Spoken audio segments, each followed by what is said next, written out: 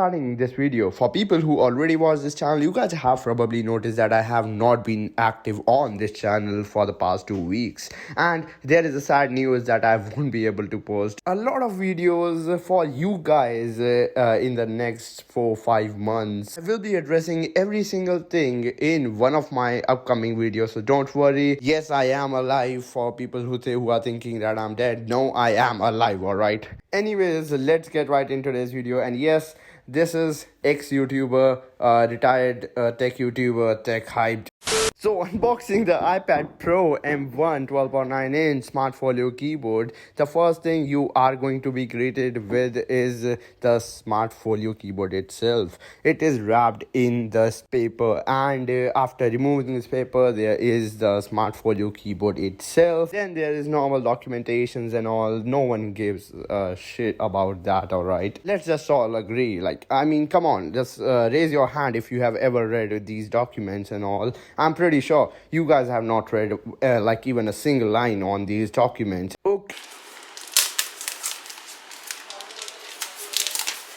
Okay, so the quality of this keyboard is really darn good, not gonna lie. See, I am not a guy who is like a huge fan of these accessory keyboards and all. I'm not that keyboard person, but you know what? I have never used a keyboard this good. See, it costed me 10,000 INR, which is expensive for a accessory slash keyboard for a tablet. Yes, I said tablet because we are in 2012. Come on. Come on. I am an ex-YouTuber. What can you expect from me? I'm an ex-tech YouTuber.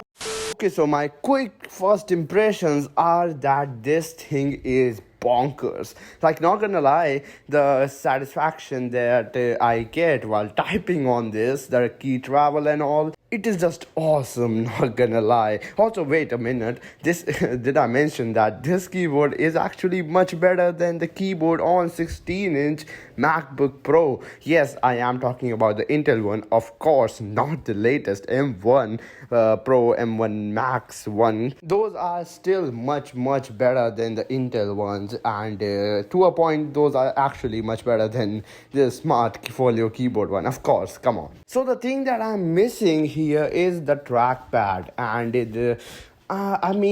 yes, the Magic Keyboard cost quite a bit extra. I have to invest about 15k more in order to buy the Magic Keyboard, and I got this thing for 10k. As I mentioned, I got it for a real good deal, by the way.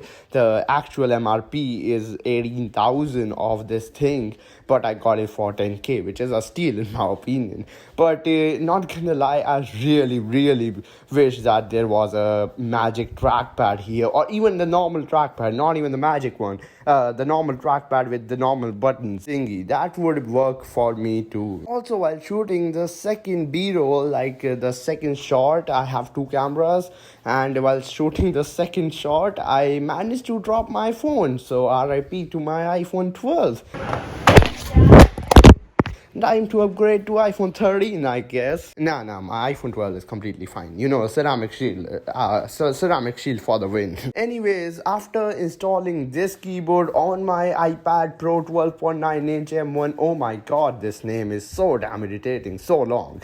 So after installing it on my iPad now feels even more bulky and heavy AF. Man, this thing is a tank, an actual tank at this point. Though at the same time, I really hate not able to just with my one finger, like I do it on my MacBook, able to lift this thing up.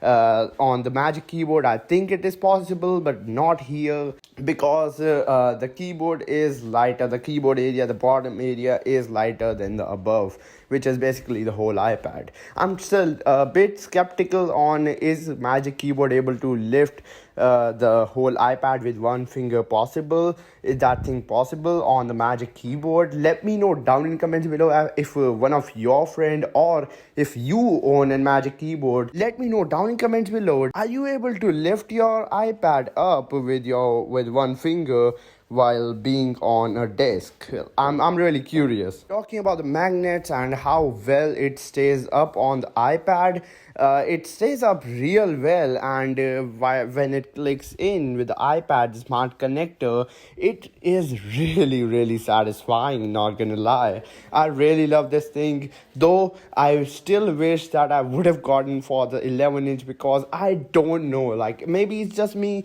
but I am just not able to get into the hang of using a 13-inch big display as my computer on a daily basis. Like using a MacBook like that, a 13-inch MacBook, even a 16-inch MacBook is not that much of a hassle to me, that it feels like when I'm using an iPad. iPad is something that I want to use while traveling, and I think I have made a mistake after buying the 12.9-inch variant. And it's just getting worse. Anyways, this thing, the M1 iPad Pro, is a beast, and after installing this, I am able to use this thing like a boss.